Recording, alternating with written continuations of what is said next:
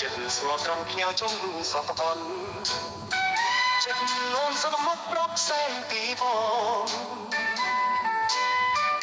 ជាអ្នកស្មោះកាប់ទុកសៅបងគ្រាមុនលួចល្អ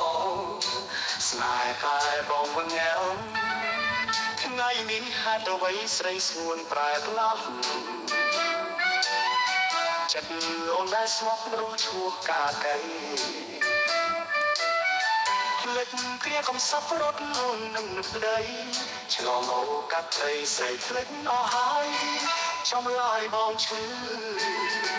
បើគេអត់ហើយជប់សាយស្រណោះ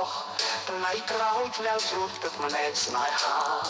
ស្រីចិត្តមិនស្មោះនឹកនាំឈឺផ្សាកម្មចិត្តស្រស់ថ្លាសាងស្នេហាថ្មី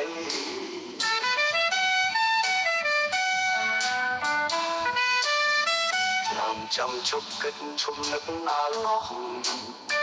ចិត្តយល់ស្មោះមិនអន់និស័យមិនខ្វល់ក្នុងលោកស្រាប់ដីស្មោះប្តីអនាគតថ្មីក្តីសុខសាន្ត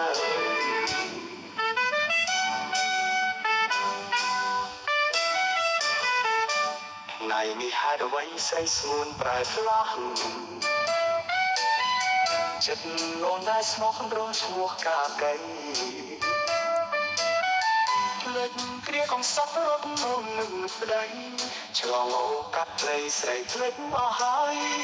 ចំឡាយបងឈឺបើគេខ្វាត់ហើយជប់សាយស្រណោះថ្ងៃក្រោយធ្លាក់ជួបទឹកម្នេតស្នេហាស្រីចិត្តមិនស្មោះនឹកនាំឈឺផ្សាតាំងចិត្តស្រស់ថ្លាសាស្នេហាថ្មីឈប់ចាំឈប់គិតឈុំនឹកអាឡោះចិត្តយល់ស្មោះមិនអន់និស័យ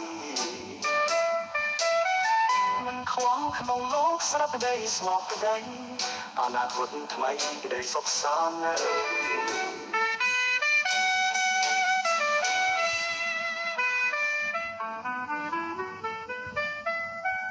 ឈប់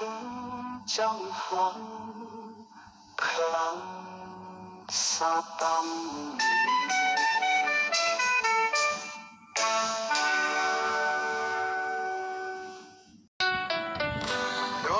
រាល់ថ្ងៃអាឡ័យតែស្ងួនទៅលើបាត់សូនអូនទៅតាមម្ដាយព្រោះតែបណ្ដឹងបងមិនលយឆាយផ្លាស់ចិត្តប្រកា